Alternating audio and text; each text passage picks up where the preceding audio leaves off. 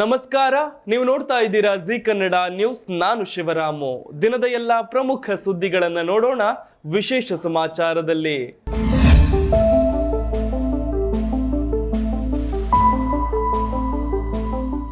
Aero India 2025 Bengaluru air ಶೋಗೆ ಅಧಿಕೃತ ಚಾಲನೆ ದೊರೆತಿದೆ.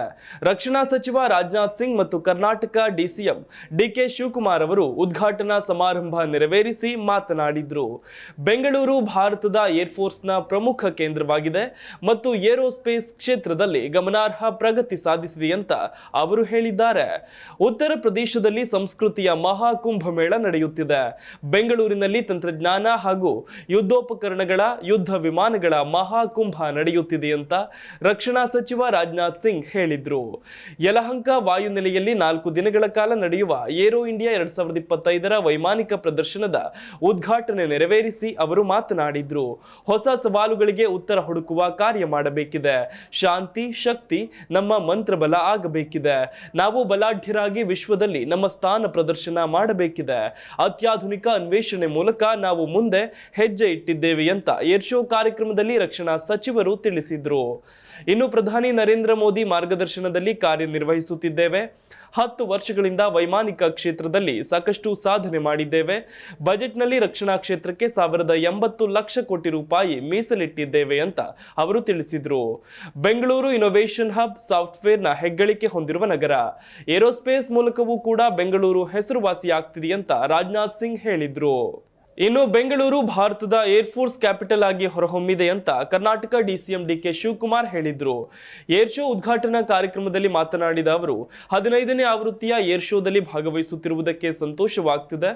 ಬೆಂಗಳೂರು ಭಾರತದ ಏರ್ಫೋರ್ಸ್ ಕ್ಯಾಪಿಟಲ್. ಇಲ್ಲಿ 1.5 ಲಕ್ಷ ಜನ ಏರ್ಫೋರ್ಸ್ನಲ್ಲಿ ಕೆಲಸ ಮಾಡ್ತಿದ್ದಾರೆ. ಈ ವೈಮಾನಿಕ ಪ್ರದರ್ಶನ ಬರೀ ಪ್ರದರ್ಶನವಲ್ಲ, ನಮ್ಮ ಭದ್ರತಾ ಸಾಮರ್ಥ್ಯದ ಪ್ರದರ್ಶನ. ಇವತ್ತು ಬೆಂಗಳೂರು ಡಿಫೆನ್ಸ್ ಮತ್ತು ಮಾರುಕಟ್ಟೆಯನ್ನ ನಿರ್ವಹಿಸುವ ಏಕೈಕ ಕೇಂದ್ರವಾಗಿದೆ. ಇಂದು ಏರ್ಫೋರ್ಸ್ ನಲ್ಲಿ ಮಹಿಳೆಯರ ಭಾಗವಹಿಸುವಿಕೆ ಹೆಚ್ಚಾಗಿದೆ. ಹೆಲಿಕಾಪ್ಟರ್ ತಯಾರಿಕೆಯಲ್ಲಿ ಬೆಂಗಳೂರು ಮುಂಚೂಣಿಯಲ್ಲಿದೆ ಅಂತ ತಿಳಿಸಿದ್ರು. ಕರ್ನಾಟಕದಲ್ಲಿ ಇಂದು ಏರ್ಕ್ರಾಫ್ಟ್ ಅಧ್ಯಯನಕ್ಕೆ ಸಂಬಂಧಿಸಿದ ಅನೇಕ ಇಂಜಿನಿಯರಿಂಗ್ ಕಾಲೇಜು ಹಾಗೂ ಸಂಸ್ಥೆಗಳಿವೆ. ಪ್ರತಿಭೆಗಳಿಗೆ ಕರ್ನಾಟಕ ಉತ್ತಮ ವೇದಿಕೆ ಒದಗಿಸುತ್ತಿದೆ. ಏರ್ ಶೋ ಎಲ್ಲರಿಗೂ ಒಂದು ಉತ್ತಮ ವೇದಿಕೆಯಾಗಲಿದೆ.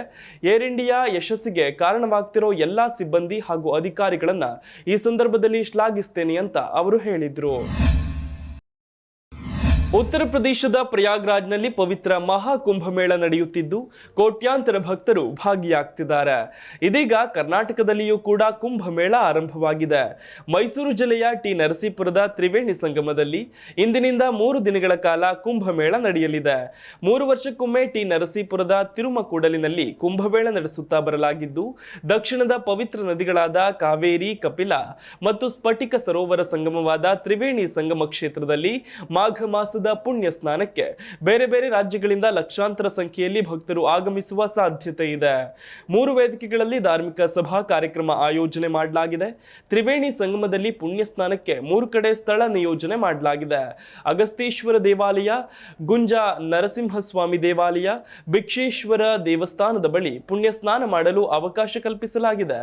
3 ದಿನವೂ ವಿವಿಧ ಧಾರ್ಮಿಕ ಮತ್ತು ಸಾಂಸ್ಕೃತಿಕ ಕಾರ್ಯಕ್ರಮಗಳು ನಡೆಯಲಿವೆ. ರಾಷ್ಟ್ರಪತಿ ದ್ರೌಪದಿ ಮುರ್ಮು ಅವರು ಉತ್ತರ ಪ್ರದೇಶದ ಪ್ರಯಾಗ್ರಾಜ್ನಲ್ಲಿ ನಡೆಯುತ್ತಿರುವ ಮಹಾಕುಂಭ ಮೇಳಕ್ಕೆ ಭೇಟಿ ನೀಡಿ ತ್ರಿವೇಣಿ ಸಂಗಮದಲ್ಲಿ ಪವಿತ್ರ ಸ್ನಾನ ಮಾಡಿದರು. ನಂತರ ಅಕ್ಷಯವತ್ ಮತ್ತು ಬಡೆ ಹನುಮಾನ್ ದೇವಾಲಯದಲ್ಲಿ ರಾಷ್ಟ್ರಪತಿಗಳು ಪ್ರಾರ್ಥನೆ ಸಲ್ಲಿಸಿದ್ರು. ಅವರೊಂದಿಗೆ ಮುಖ್ಯಮಂತ್ರಿ ಯೋಗಿ ಆದಿತ್ಯನಾಥ್ ಕೂಡ ಇದ್ದರು. ಇಂದು ಪ್ರಯಾಗ್ರಾಜ್ಗೆ ಆಗಮಿಸಿದ ರಾಷ್ಟ್ರಪತಿ ದ್ರೌಪದಿ ಮುರ್ಮು ಅವರನ್ನ ರಾಜ್ಯಪಾಲೆ ಆನಂದಿಬೆನ್ ಪಟೇಲ್ ಮತ್ತು ಮುಖ್ಯಮಂತ್ರಿ ಆದಿತ್ಯನಾಥ್ ಅವರು ಸ್ವಾಗತಿಸಿದ್ರು. ಮಹಾಕುಂಭಮೇಳದ ಸಡಗರದಲ್ಲಿ ಇತ್ತ ಅಯೋಧ್ಯ ರಾಮ ಮಂದಿರಕ್ಕೂ ಭೇಟಿ ನೀಡುವ, ದರ್ಶನ ಪಡೆಯುವವರ ಸಂಖ್ಯೆ ದಿನದಿಂದ ದಿನಕ್ಕೆ ಏರಿಕೆಯಾಗ್ತಿದೆ. ಈ ಕಾರಣದಿಂದ ದೇವಸ್ಥಾನ ಮಂಡಳಿ ಮಂದಿರವನ್ನ ತೆರೆಯುವ ಸಮಯದಲ್ಲಿ ಬದಲಾವಣೆ ಮಾಡಿದೆ. ನಿತ್ಯ ಬೆಳಗ್ಗೆ 7 ಗಂಟೆಗೆ ತೆರೆಯುತ್ತಿದ್ದ ಮಂದಿರವನ್ನ ಇನ್ನು ಮುಂದೆ ಬೆಳಗ್ಗೆ 6 ಗಂಟೆಗೆ ತೆರೆಯಲು ನಿರ್ಧಾರ ಮಾಡಲಾಗಿದೆ. ಈ ಬಗ್ಗೆ ಸ್ವತಃ ದೇವಸ್ಥಾನದ ಆಡಳಿತ ಮಂಡಳಿಯೇ ಹೇಳಿದೆ. ಶ್ರೀರಾಮ ಜನ್ಮಭೂಮಿ ತೀರ್ಥಕ್ಷೇತ್ರ ಟ್ರಸ್ಟ್ ಹೇಳುವ ಪ್ರಕಾರ ಭಕ್ತಾದಿಗಳಿಗೆ ಮಂದಿರ ಇನ್ನು ಮುಂದೆ ಬೆಳಗ್ಗೆ 6 ಗಂಟೆಗೆ ತೆರೆಯಲಿದೆ. ಬೆಳಗ್ಗೆ 6ರಿಂದ ರಾತ್ರಿ 10 ಗಂಟೆಯವರೆಗೆ ಭಕ್ತಾದಿಗಳಿಗೆ ಶ್ರೀರಾಮ ಲಲ್ಲಾನ ದರ್ಶನಕ್ಕೆ ಅವಕಾಶ ಮಾಡಿಕೊಡಲಾಗಿದೆ. ಇನ್ನು ಬೆಳಗ್ಗೆ 4 ಗಂಟೆಗೆ ಮಂಗಳಾರತಿ ಬಳಿಕ ದೇವಸ್ಥಾನದ ಬಾಗಿಲನ್ನು ಹಾಕಲಾಗುವುದು. ಪುನಃ 6 ಗಂಟೆಗೆ ಶೃಂಗಾರ ಆರತಿಯನ್ನು ಕೈಗೊಳ್ಳಲಾಗುವುದು. ಈ ವೇಳೆ ಸಾರ್ವಜನಿಕರಿಗೆ ದೇವರ ದರ್ಶನಕ್ಕೆ ಅವಕಾಶ ಮಾಡಿಕೊಡಲಾಗುವುದು ಅಂತ ಹೇಳಿದ್ದಾರೆ. ಮಧ್ಯಾಹ್ನ 12 ಗಂಟೆಗೆ ರಾಜಭೋಗ ಸಲ್ಲಿಕೆಯಾಗುತ್ತದೆ. ಆಗಲೂ ಕೂಡ ಭಕ್ತಾದಿಗಳಿಗೆ ದರ್ಶನಕ್ಕೆ ಅವಕಾಶವಿರುತ್ತದೆ. ಸಂಜೆ 7 ಗಂಟೆಯ ಸಂಧ್ಯಾರತಿಯನ್ನ ಕೈಗೊಳ್ಳಲಾಗುವುದು. ನಂತರ 15 ನಿಮಿಷಗಳ ಕಾಲ ಮಂದಿರದ ಬಾಗಿಲು ಮುಚ್ಚಲಾಗುತ್ತದೆ. ನಂತರ ರಾತ್ರಿ 10 ಗಂಟೆಯವರೆಗೂ ಭಕ್ತಾದಿಗಳಿಗೆ ರಾಮಲಲ್ಲಾನ ದರ್ಶನಕ್ಕೆ ಅವಕಾಶ ಮಾಡಿಕೊಟ್ಟು ರಾತ್ರಿ 10 ಗಂಟೆಗೆ ಶಯನಾರತಿಯನ್ನ ಕೈಗೊಳ್ಳಲಾಗುವುದು. ಈ ಮೊದಲು 9:30ಕ್ಕೆ ಶಯನಾರತಿ ಇರ್ತಿತ್ತು. ಈಗ ಅದರ ನಿಯಮವನ್ನ 10 ಗಂಟೆಗೆ ಮುಂದೂಡಲಾಗಿದೆ. ಅದಾದ ಬಳಿಕವೇ ಮಂದಿರದ ಬಾಗಿಲುಗಳನ್ನ ಮುಚ್ಚಲಾಗುವುದು ಅಂತ ತಿಳಿದು ಬಂದಿದೆ. ಇನ್ನು ಸಮಯ ಬದಲಾವಣೆಗೆ ಪ್ರಮುಖ ಕಾರಣವೇ ಭಕ್ತಾದಿಗಳ ಸಂಖ್ಯೆ ಜಾಸ್ತಿ ಆಗಿರೋದು. ಹೀಗಾಗಿಯೇ ಬೆಳಗ್ಗೆ 90 ನಿಮಿಷ ಹಾಗೂ ರಾತ್ರಿ 30 ನಿಮಿಷ ಹೆಚ್ಚಿಗೆ ದರ್ಶನಕ್ಕೆ ಅವಕಾಶ ಮಾಡಿಕೊಡಲಾಗಿದೆ. ಪ್ರಸಾದ ನೀಡುವ ಸಮಯದಲ್ಲಿಯೂ ಕೂಡ ದೇವರ ದರ್ಶನಕ್ಕೆ ಭಕ್ತಾದಿಗಳಿಗೆ ಅವಕಾಶ ನೀಡಲಾಗುವುದು ಅಂತ ಹೇಳಲಾಗಿದೆ. ಫೆಬ್ರವರಿ 3ರಂದು ಉತ್ತರ ಪ್ರದೇಶ ಸರ್ಕಾರ ನೀಡಿದ ಮಾಹಿತಿ ಪ್ರಕಾರ ಜನವರಿ 26ರಿಂದ ಫೆಬ್ರವರಿ 3ರವರೆಗೆ ಅಂದ್ರೆ ವಸಂತ ಪಂಚಮಿಯವರೆಗೂ ಅಯೋಧ್ಯ ಶ್ರೀರಾಮ ಮಂದಿರಕ್ಕೆ ಬರೋಬ್ಬರಿ 1 ಕೋಟಿ ಜನ ಭೇಟಿ ನೀಡಿದ್ದಾರೆ.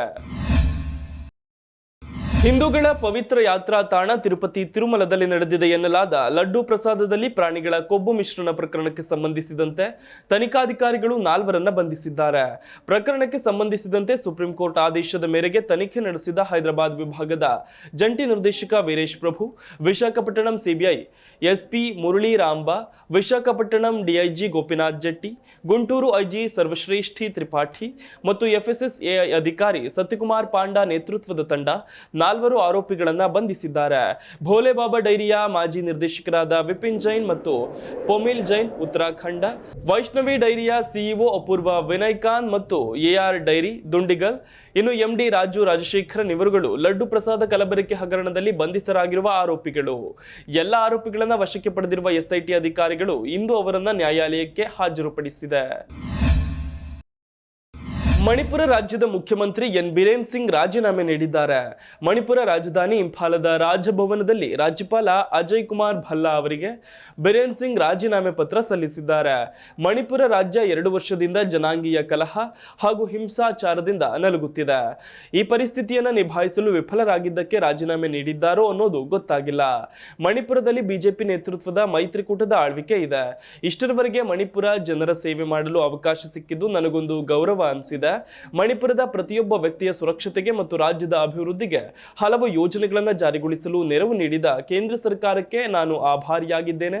ಈ ಬೆಂಬಲವನ್ನ ಹೀಗೆ ಮುಂದುವರಿಸಬೇಕು ಅಂತ ಕೇಂದ್ರ ಸರ್ಕಾರವನ್ನ ಈ ಮೂಲಕ ಕೇಳಿಕೊಳ್ತೇನೆ ಅಂತ ರಾಜ್ಯಪಾಲರಿಗೆ ಸಲ್ಲಿಸಿದ ರಾಜೀನಾಮೆ ಪತ್ರದಲ್ಲಿ ಸಿಎಂ ಬಿರೇನ್ ಸಿಂಗ್ ತಿಳಿಸಿದ್ದಾರೆ. ಮಣಿಪುರ ರಾಜ್ಯ ಕಳೆದ 2 ವರ್ಷದಿಂದ ಹೊತ್ತಿ ಹುರಿಯುತ್ತಿದೆ. ಬಹುಸಂಖ್ಯಾತ ಮೈತೆ ಸಮುದಾಯ ಹಾಗೆಯೇ ಕುಕಿ ಎನ್ನುವ ಬುಡಕಟ್ಟು ಗುಡ್ಡಗಾಡು ಸಮುದಾಯಗಳ ನಡುವೆ ನಿರಂತರ ಹಿಂಸಾಚಾರ ನಡೆಯುತ್ತಿದೆ.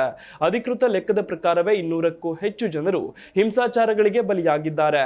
ಮೈತೆ ಸಮುದಾಯಕ್ಕೆ ಪರಿಶಿಷ್ಟ ವರ್ಗದ ಸ್ಥಾನಮಾನ ನೀಡುವಂತೆ ರಾಜ್ಯ ಸರ್ಕಾರವು ಕೇಂದ್ರಕ್ಕೆ ಶಿಫಾರಸು ಕಳುಹಿಸಿದ್ದು ಅಲ್ಪಸಂಖ್ಯಾತ ಕುಕಿ ಸಮುದಾಯವನ್ನ ರೊಚ್ಚಿಗೆಬ್ಬಿಸಿತ್ತು. ಇದು ಜನಾಂಗೀಯ ಹಿಂಸಾಚಾರಗಳಿಗೆ ಕಾರಣವಾಯಿತು ಎನ್ನಲಾಗ್ತಿದೆ.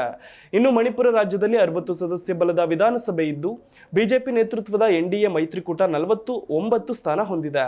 ಇನ್ನು ವಿಪಕ್ಷಗಳ ಬಲ ಇರೋದು ಬಹಳ ಅತ್ಯಲ್ಪ. ಪ್ರಮುಖ ವಿಪಕ್ಷವಾದ ಕಾಂಗ್ರೆಸ್ ವಿಧಾನಸಭೆಯಲ್ಲಿ ಸಿಎಂ ವಿರುದ್ಧ ಅವಿಶ್ವಾಸ ಗೊತ್ತುವಳಿ ಹೊರಡಿಸಲು ಯೋಜಿಸಿದೆ. ಈ ಹಿನ್ನೆಲೆಯಲ್ಲಿ ಬಿರೇನ್ ಸಿಂಗ್ ಅವರು ರಾಜೀನಾಮೆ ಕೊಟ್ಟಿರೋದು ಕುತೂಹಲ ಮೂಡಿಸಿದೆ. ಪ್ರಧಾನಿ ನರೇಂದ್ರ ಮೋದಿ ಇಂದಿನಿಂದ 4 ದಿನಗಳ ಕಾಲ ಫ್ರಾನ್ಸ್ ಮತ್ತು ಅಮೆರಿಕ ಭೇಟಿ ಕೈಗೊಳ್ಳಲಿದ್ದಾರೆ. 10ರಿಂದ 12ನೇ ತಾರೀಕು ಫ್ರಾನ್ಸ್ ಪ್ರವಾಸದಲ್ಲಿರುವ ಪ್ರಧಾನಿ ನರೇಂದ್ರ ಮೋದಿ ಪ್ಯಾರಿಸ್ನಲ್ಲಿ ನಡೆಯುವ ಎಐ ಕುರಿತ ಜಾಗತಿಕ ಸಮ್ಮೇಳನದಲ್ಲಿ ಭಾಗಿಯಾಗಲಿದ್ದಾರೆ. ಫ್ರಾನ್ಸ್ ಅಧ್ಯಕ್ಷ ಎಮ್ಯಾನ್ಯುಯಲ್ ಮ್ಯಾಕ್ರನ್ ಜೊತೆಗೆ ದ್ವಿಪಕ್ಷೀಯ ಮಾತುಕತೆ ನಡೆಸಲಿದ್ದಾರೆ. ಭಾರತ ಪಾಲುದಾರವಾಗಿರುವ ಥರ್ಮೋ ನ್ಯೂಕ್ಲಿಯರ್ ಪ್ರಾಯೋಗಿಕ ರಿಯಾಕ್ಟರ್ನ ಸ್ಥಳವಾದ ಕ್ಯಾಡರಾಚಿಗೆ ಭೇಟಿ ನೀಡಲಿದ್ದಾರೆ. ಫ್ರಾನ್ಸ್ನಿಂದ ತೆರಳಿ 12-13ಕ್ಕೆ ಅಮೆರಿಕಕ್ಕೆ ಭೇಟಿ ನೀಡಲಿದ್ದಾರೆ. ಈ ವೇಳೆ ನೂತನ ಅಧ್ಯಕ್ಷ ಡೊನಾಲ್ಡ್ ಟ್ರಂಪ್ ಭೇಟಿ ಮಾಡಿ ಮಾತುಕತೆ ನಡೆಸಲಿದ್ದಾರೆ. ಸಂಬಂಧಿಯ ಮದುವೆ ಸಮಾರಂಭದಲ್ಲಿ ವೇದಿಕೆಯಲ್ಲಿ ಖುಷಿಯಿಂದ ಕುಣಿಯುತ್ತಿದ್ದ ಯುವತಿ ಹೃದಯಾಘಾತದಿಂದ ಸಾವನ್ನಪ್ಪಿರುವ ಘಟನೆ ಮಧ್ಯಪ್ರದೇಶದ ವಿದಿಶಾ ಜಿಲ್ಲೆಯಲ್ಲಿ ನಡೆದಿದೆ. ರೆಸಾರ್ಟ್ ಒಂದರಲ್ಲಿ ಮದುವೆ ಸಮಾರಂಭ ಆಯೋಜಿಸಲಾಗಿತ್ತು. ಈ ವೇಳೆ ಯುವತಿಯೊಬ್ಬರು ಖುಷಿಯಿಂದ ವೇದಿಕೆ ಮೇಲೆ ನೃತ್ಯ ಮಾಡುತ್ತಿದ್ದ ವೇಳೆ ಏಕಾಏಕಿ ಕುಸಿದು ಬಿದ್ದಿದ್ದಾರೆ. ಈ ವಿಡಿಯೋ ಸಾಮಾಜಿಕ ಜಾಲತಾಣಗಳಲ್ಲಿ ವೈರಲ್ ಆಗ್ತಿದೆ. ನೃತ್ಯ ಮಾಡುತ್ತಿದ್ದ ಯುವತಿ ಇದ್ದಕ್ಕಿದ್ದಂತೆ ಕುಸಿದು ಬೀಳುವುದು ವಿಡಿಯೋದಲ್ಲಿ ಸೆರೆಯಾಗಿದೆ. ಮೃತಳನ್ನ ಪರಿಣಿತಾ ಜೈನ್ ಅಂತ ಗುರುತಿಸಲಾಗಿದೆ. ಅವರು ಇಂದೋರ್ ನಿವಾಸಿಯಾಗಿದ್ದರು. ತಮ್ಮ ಸೋದರ ಸಂಬಂಧಿಯ ಸಹೋದರಿಯ ವಿವಾಹ ಸಮಾರಂಭದಲ್ಲಿ ಭಾಗವಹಿಸಲು ವಿದಿಶಾಗೆ ಬಂದಿದ್ದರು. ಹಳದಿ ಕಾರ್ಯಕ್ರಮದ ಸಮಯದಲ್ಲಿ ವೇದಿಕೆಯ ಮೇಲೆ ನೃತ್ಯ ಮಾಡುತ್ತಿದ್ದಾಗ ಈ ಘಟನೆ ಸಂಭವಿಸಿದೆ. ಸಮಾರಂಭದಲ್ಲಿ ಹಾಜರಿದ್ದ ವೈದ್ಯರು ಕೂಡಲೇ ಸಿಪಿಆರ್ ನೀಡಿದ್ದಾರೆ. ಆದರೆ ಯಾವುದೇ ಪ್ರತಿಕ್ರಿಯೆ ಬಂದಿಲ್ಲ. ಪರಿಣಿತಾ ಅವರನ್ನ ಕೂಡಲೇ ಖಾಸಗಿ ಆಸ್ಪತ್ರೆಗೆ ಕರೆದೊಯ್ಯಲಾಗಿದೆ. ಆದರೆ ವೈದ್ಯರು ಅವರು ಮೃತಪಟ್ಟಿದ್ದಾರೆ ಅಂತ ಘೋಷಿಸಿದ್ದಾರೆ. ಆಕೆ MBA ಪದವೀಧರಿಯಾಗಿದ್ದು ಇಂದೋರ್ನಲ್ಲಿ ಹೆತ್ತವರೊಂದಿಗೆ ವಾಸಿಸುತ್ತಿದ್ರು. ಆಕೆಯ ಕಿರಿಯ ಸಹೋದರಿ ತನ್ನ 12ನೇ ವಯಸ್ಸಿನಲ್ಲೇ ಹೃದಯಾಘಾತದಿಂದ ಮೃತಪಟ್ಟಿದ್ರಂತೆ. ಇದಿಷ್ಟು ಇವರೆಗಿನ ಪ್ರಮುಖ ಸುದ್ದಿ. ನೋಡ್ತಾ ಇರಿ ಜಿ ಕನ್ನಡ ನ್ಯೂಸ್, ಸತ್ಯವೇ ಸುದ್ದಿಯ ಜೀವಾಳ.